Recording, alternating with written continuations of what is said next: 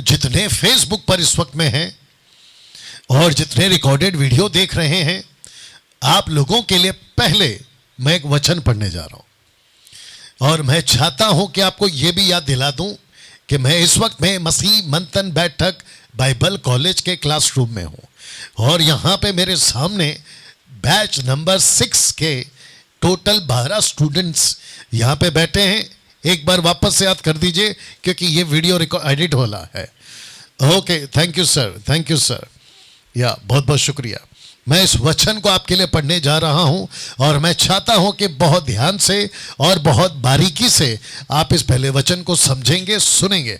आप कितना देख सकते हैं मुझे नहीं पता, लेकिन बाद में आप इसको पॉज करके भी पढ़ सकते हैं। मैं आपके लिए स्क्रिप्चर बता दे रहा हूं।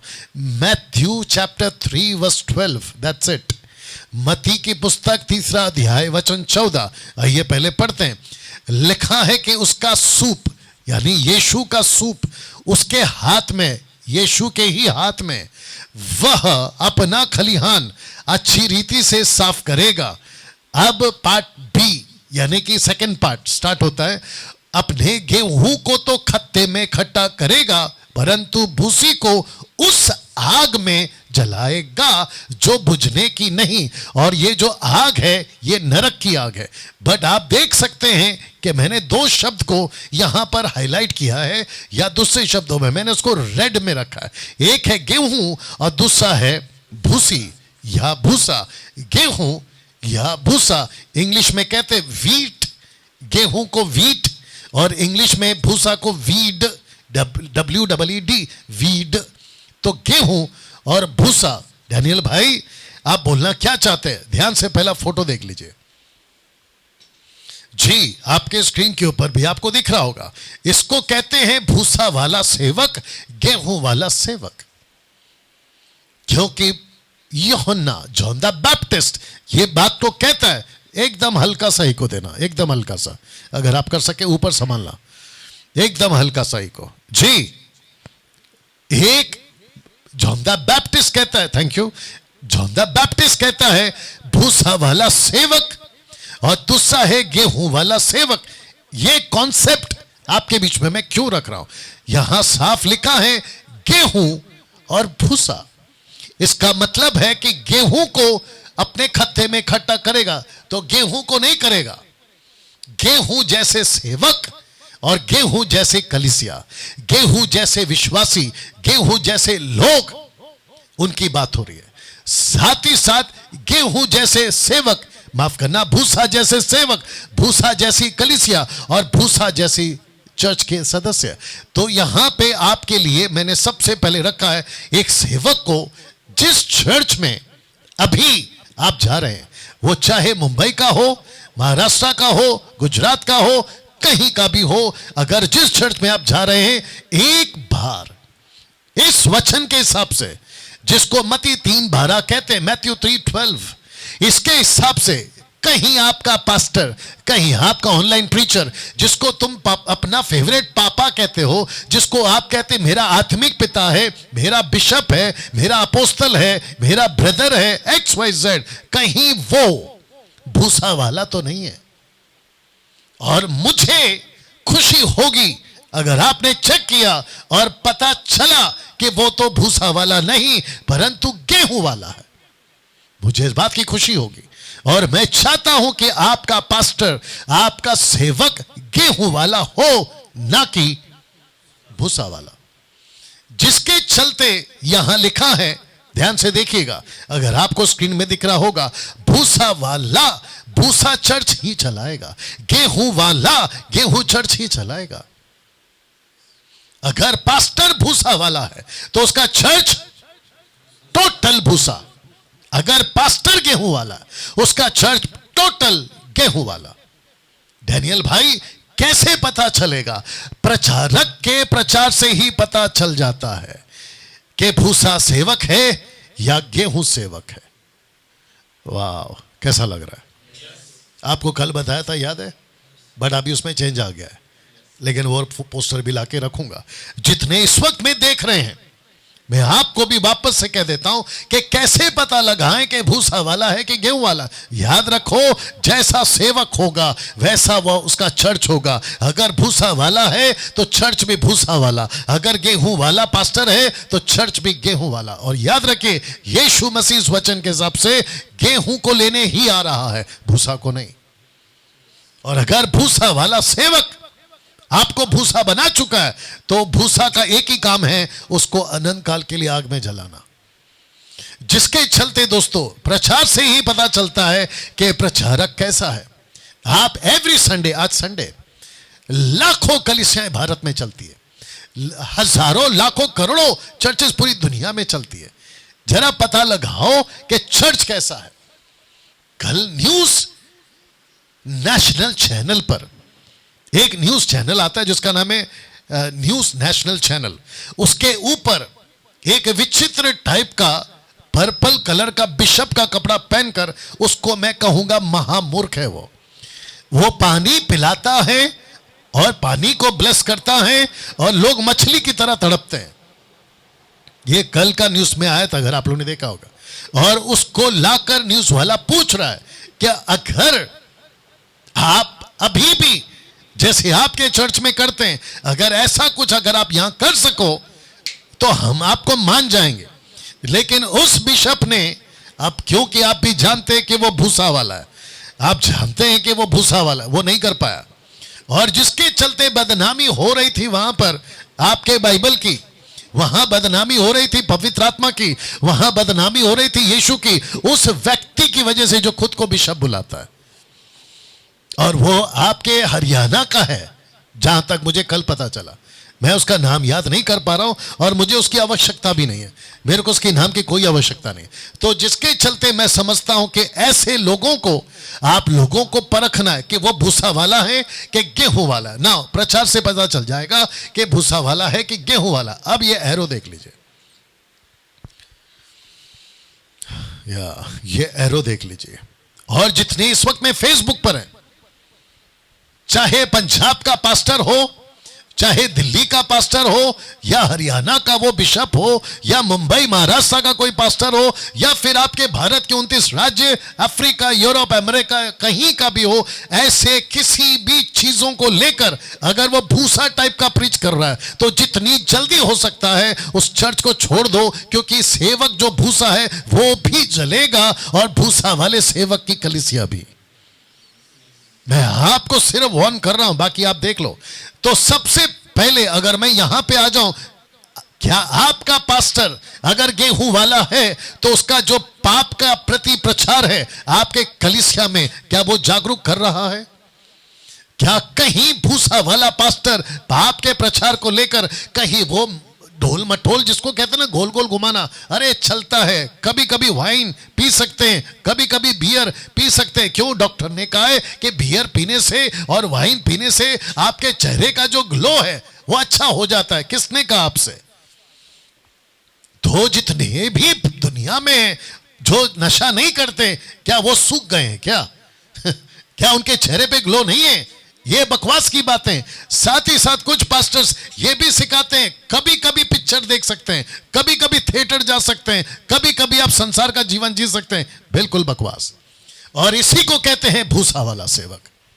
लेकिन जो गेहूं का पास्टर होगा, जो गेहूं वाला चर्च होगा, वो पाप के प्रति बड़ा सख्त होगा। वो पाप के प्रति बिल्कुल सटीक बातें कहेगा। गलत है मतलब गलत है, सही है मतलब सही है। दूसरी बात, क्या आपका पास्टर अगर गेहूं वाला है तो क्या वो पवित्र आत्मा के दान को सटीक तरीके से सिखाता है? अगर नहीं है तो भूसा वाला पास्टर उसको जिब्रिश में तब्दील कर देगा। रबा रबा शबा शबा लबा लबा, ऐसे किसी भी जिसको कहते हैं जिब्रिश, परमेश्वर की ओर से वो दान नहीं है, उसको आप स्वीकार नहीं कर सकते। और जिसके चलते ऐसे भूसे वाले पास्टर अपने चर्च को सिखाते हैं। मैं पिछले संडे कह रहा था कि मसीह मंथन बैठक को मानने वाले या उसको फॉलो करने वाले, या फिर मुझे आप जो फॉलो करते हैं, जो खरी शिक्षा हम क्यों फॉलो करते हैं, आप हमको क्यों फॉलो करते हैं? जो यहां पर बैठे अभी भाई साहब ने कहा कि 2016 से आप मुझे सुन रहे, क्यों? क्योंकि ये मुझे नहीं फॉलो करते। जो टीचिंग मेरे पास है उसको फॉलो करते हैं। जो टीचिंग मेरे पास में वो टीचिंग यीशु की है उसको ये फॉलो करते हैं। और आपको ये बात को समझ में आना चाहिए।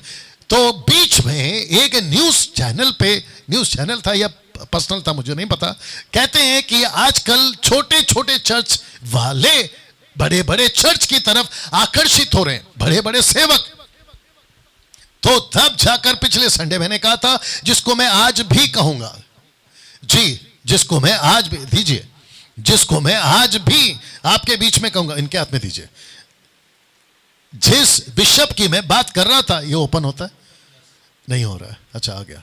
जिस बिशप की मैं बात कर रहा था कि उसको कहा कि पानी के साथ आप कुछ करो, ओके।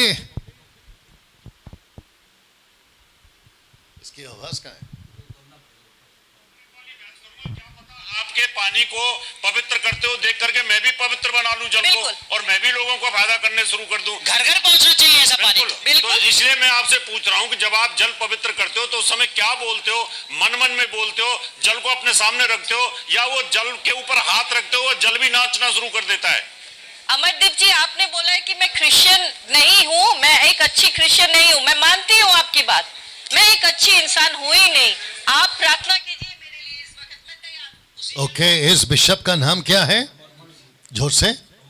अमरदीप। ये हरियाणा का है और ऐसा तमाशा करके रखा है। मैं किसी की वीडियो नहीं बनाता, मैं किसी की फोटो को टारगेट नहीं करता, मैं किसी की मिनिस्ट्री को टारगेट नहीं करता, लेकिन ऐसे मूर्खता की चलते मसीह का नाम खराब हो रहा है, जिसके लिए आज मुझे बोलना पड़ रहा है। बस ये आपको इतना सा बताना था कि ये आदमी कौन है ना। मैंने पिछले संडे कुछ सेवकों के नाम लिए थे, तो कहते हैं वो जो चैनल था वो कह रहा था कि छोटे छोटे चर्च बड़े बड़े चर्चों में शिफ्ट हो रहे हैं, और जो छोटे छोटे चर्च हैं वो वहां ना जाकर बड़े बड़े जिसको कहते हैं मेगा चर्चेस में, जैसे मैंने पिछले संडे नाम लिया था पॉल दिनाकरण, उसके बाद में आपका इसका नाम क्या, अपोस्तल अंकुर नरूला, उसके बाद में बजिंदर सिंह, और फिर बाकी जितने भी छोटे मोटे चर्चेस हैं आपके कम से कम मैंने कई नाम लिए थे, जिसमें से कुछ नाम मेरे को मदद करिए अगर आप लोगों को याद आ रहा है जी। सूरज ब्रह्मानी, और कौन है? अमोद सिंह, सचिन क्लाइव, और कौन है? ये जितने भी जिब्रिश वाले, इन सब की मैंने पिछले हफ्ते बात करी थी कि डैनियल भाई क्या मसीह मंथन के लोग भी इनको सुनते हैं या इनके पास जाते हैं? मैंने तब कहा था, मैं वापस कहता हूं, इनको ये लोग नहीं सुनते हैं। जितने मैंने नाम लिए और जितने मैं नहीं ले पा रहा हूं, उन सबको नहीं सुनते। जो भी वचन में गड़बड़ करता है, मसीह मंथन बैठक डैनियल राज, उनको नहीं सुनता है। तो वो जो प्रोग्राम चला रहे थे, क्या ये लोग भी जाएंगे? तो भैया हम नहीं जाएंगे, हमारे जैसे 10 टक्का वाले नहीं जाएंगे। तो वापस आते इस पोस्टर के ऊपर, दायित्व को लेकर भूसा वाला क्या सिखाता है और गेहूं वाला क्या सिखाता है, उसके प्रचार से ही पता चल जाएगा कि गेहूं वाला है या भूसा वाला है। कलीसिया की तैयारी करना, इसको छोड़कर इंटरटेनमेंट पर है, वर्शिप के नाम पे, प्रोग्राम के नाम पे, कन्वेंशन के नाम पे कलीसिया को तैयार करने के लिए सेवक को रखा है, टाइम पास करने के लिए नहीं रखा है। इससे पता चलता है कि भूसा वाला है या गेहूं वाला है। उसके बाद में रैप्चर, जिसकी जिक्र आप लोग कर रहे थे, रैप्चर को लेके बहुत सारे कलीसियाओं में एक डर का माहौल है कि एंटी क्राइस्ट आएगा, बचो एंटी क्राइस्ट आएगा। यहां कुछ लोग थे जो कह रहे थे कि रैप्चर के बाद अगर विश्वासी यानी कलीसिया अगर छूट जाती है, उनको वापस मौका मिलेगा, ऐसा सिखा रहे हैं। बहुत साफ कहता हूं, उनको मौका नहीं मिलेगा। जिसको कहते हैं ना लेफ्ट बिहाइंड, जिसको कहते हैं कि लोग छूट गए, जिसको कहते हैं कि पास्टर छूट गया, कलीसिया छूट गई, उनको सेकंड चांस नहीं है, नहीं है, नहीं है। यहां सबको सिखा चुका हूं, आप यहां आइए और आपको भी पता चलेगा एक बहुत बड़े धोखे के साथ हैं आप। इसलिए पौलुस, पतरस, यीशु, तिमोथी, फिलिप और याकूब, यूहन्ना, ये सब बार बार वार्न कर चुके हैं, धोखा मत खाओ, धोखा मत खाओ। बोल दीजिए जल्दी से, धोखा मत खाओ। और ऐसे ही भूसे वाले आपको धोखा देते। Name on the book of life, जीवन की पुस्तक में जिस किसी का भी नाम होगा वही परमेश्वर के राज्य में प्रवेश करेगा। क्योंकि पतरस कहता है कि हम यहां परदेसी हैं, हम यहां के नागरिक नहीं हैं, हम इस पृथ्वी के वासी नहीं हैं, हमारा एक अपना देश है, हम कुछ पलों के लिए, लेकिन कलीसिया के सेवक की तैयारी है, माफ करना, कलीसिया के सेवक की जिम्मेदारी है कि उनके लोगों का नाम जीवन की पुस्तक में दर्ज करवाए, शिक्षा देकर, वार्निंग कर कर, पाप की चेतावनी देकर। अगर वो नहीं कर पा रहा है तो वो भूसा वाला सेवक है। उसके बाद में मिलेनियम, जिसको कहते हैं 1000 साल का राज्य इसी पृथ्वी पे फिर से आएगा। अगर ये नहीं कर पा रहे हैं, अगर ऐसी तैयारी नहीं कर पा रहे हैं, तो वो भूसा वाला सेवक है, गेहूं वाला नहीं है। तो जिसके चलते दोस्तों आपको यह समझना जरूरी है कि चर्च और पास्टर का चुनाव इन 8 कारणों से ना करें। पहला, चमत्कार के आधार पर नहीं करना है। अच्छा लगता है, वर्शिप अच्छी है, पास्टर बहुत फेवरेट है, मुझे पसंद आता है, अच्छे जोक्स मारता है, बहुत हंसाता है, मुझे चर्च जाना अच्छा लगता है, इस आधार पे आपको नहीं जाना है। आशीष के आधार पे आपको चर्च और पास्टर का चुनाव नहीं करना है। छुटकारा मिलता है, दुष्ट आत्माएं निकलती हैं और वहां पर बड़े बड़े आश्चर्य कर्म होते हैं, उसके आधार पर आपको कलीसिया का चुनाव नहीं करना है, खास करके पंजाब के लोग। उसके बाद में परिवार क्योंकि वहीं जाता है इसलिए मुझे भी जाना है, माता पिता जाते हैं इसलिए मुझे भी जाना है, पति पत्नी जाती है इसलिए जाना है, उसके चक्कर में नहीं जाना। दोस्त ने कहा कि चर्च अच्छा है, दोस्त ने कहा कि पास्टर अच्छा है, उसके बेस पे नहीं जाना है, क्योंकि मेरा पति वहां जाता है इसलिए मैं जाती हूं भावुकपन होकर, जिसको कहते हैं इमोशनली, मुझे वहां पर सुकून मिलता है। उसके आधार पर आपको पास्टर का और चर्च का चुनाव नहीं करना है, बल्कि आपको शिक्षा के आधार पर चुनाव करना है। वाह, शिक्षा के आधार पर आपको चुनाव करना है। शिक्षा कैसी है, पास्टर की टीचिंग कैसी है, गेहूं वाला है या भूसा वाला, उसके बेस पे आपको जो है कलीसिया का चुनाव करना है। दोस्तों, मैं समझता हूं कि आप इस तरीके से बातों को समझ पाओगे। बाइबल एक बड़ी दुनिया है, आपको इस दुनिया का हर कोना पता होना जरूरी है। आदम से नूह तक का दुनिया, अब्राहम की दुनिया, याकूब की दुनिया, यूसुफ की दुनिया, मूसा की दुनिया, यहोशू की दुनिया, जो आपके बाइबल में है।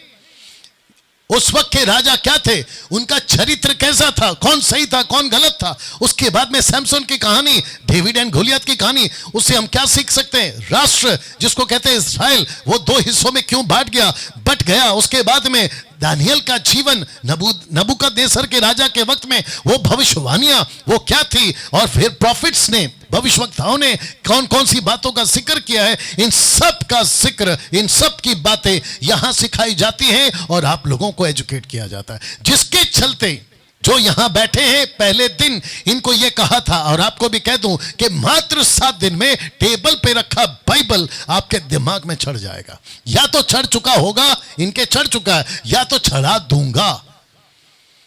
इन 7 दिनों में 21 सेशन, 63 आवर्स का वक्त आप यहां मेरे साथ बिताओगे। यस, और ऐसे करके आप जो हैं, आपका जो आत्मिकता का ड्राफ्ट है, जिसको कहते हैं लेवल, एक है आपका बाइबल नॉलेज का ड्राफ्ट, दूसरा है आपके पवित्रता का ड्राफ्ट, और तीसरा है परमेश्वर के प्रति भय का ड्राफ्ट। यह सीधा ऊपर हो जाएगा। आज 90% कलीसियाओं में परमेश्वर का डर ना के बराबर, परमेश्वर के प्रति पवित्रता का बातें ना के बराबर, परमेश्वर के प्रति ज्ञान की बातें ना के बराबर। नाम क्या लिया था इसका भी, बिशप का, अमरदीप जैसे लोगों के चलते आप लोग धोखा खा जाते हैं। अमरदीप के जैसे आप लोग जो है कंफ्यूज हो जाते हैं कि ये हो क्या रहा है। मछली की तरह तड़पते हैं, औरतों पे टच करता है मछली की तरह। ऐसा किसी प्रकार का कोई एक्टिविटीज ना यीशु ने करी, ना पतरस ने करी, ना पौलुस ने करी, और ना ही सच्ची कलीसिया जिसको कहते हैं साउंड डॉक्ट्रिन चर्च, गेहूं वाला चर्च और गेहूं वाला पास्टर ऐसी हरकत नहीं करेगा। तो दोस्तों, जहां 3 से 5 साल का वक्त लगता है बाइबल कॉलेज करने में, वो 7 दिन में कैसे डैनियल भाई आप इतना जल्दी कैसे कर सकते हैं। तो मैं आपको एक ही एग्जाम्पल दे सकता हूं कि पूरी रात चप्पू चलाते रहे, पूरी रात चलाते रहे, लेकिन वो उस किनारे नहीं पहुंचे। लेकिन जब यीशु आता है तो लिखा है कि तुरंत, इसलिए शब्द लिखा है तुरंत, इमीडिएटली, तुरंत। यूथ यूज, ये जो ग्रीक शब्द है, तुरंत वहां पर पहुंच जाता है। जैसे कि उसने कहा था कि मीट को आपको फुर्ती से खाना है, ये देख ले फुर्ती। परमेश्वर का वचन आप जल्दी से समझ सको, क्योंकि लूसीफर बाहर बड़ी तेजी से 24/7 आपके भारत में और विश्व में काम कर रहा है। तो दोस्तों, जिसके चलते अगर आप एडमिशन पाना चाहते हैं, मैं आपका वेलकम करता हूं। आइए, सीखिए, बात को समझिए कि कितनी जरूरी है। परमेश्वर का धन्यवाद हो, मुझे, मेरे लिए बात कर रहा हूं, परमेश्वर का धन्यवाद हो कि इस 21वीं सदी में जहां चारों तरफ भेड़िए छुपे बैठे, जहां चारों तरफ भेड़ियों वाला युग चल रहा है, जहां चारों तरफ गलत टीचिंग चल रही है, कल्ट टीचिंग चल रही है, वचन को तोड़ मरोड़ कर पेश किया जा रहा है, ऐसी भीड़ में मैं मेमना बनकर आपके लिए खड़ा हूं। परमेश्वर का धन्यवाद हो इस ऑफिस के लिए या इस बाइबल कॉलेज के लिए, परमेश्वर का धन्यवाद हो ऐसे सेटअप के लिए, और जिसके चलते यहां मात्र 7 दिन में 63 आवर्स प्रतिदिन 3-3 घंटे, माफ करना 3-3 सेशन आपको यहां शिक्षित किया जाएगा। और उसके बाद किसी की मजाल है, क्या बोला नाम, अमरदीप, अमरदीप जैसे लोग आपको उल्लू नहीं बना पाएंगे ना। मैं चाहता हूं कि आप आइए और अपनी गवाही रखिए। जी दोस्तों, कुछ गवाहियां सुनते हैं बाइबल कॉलेज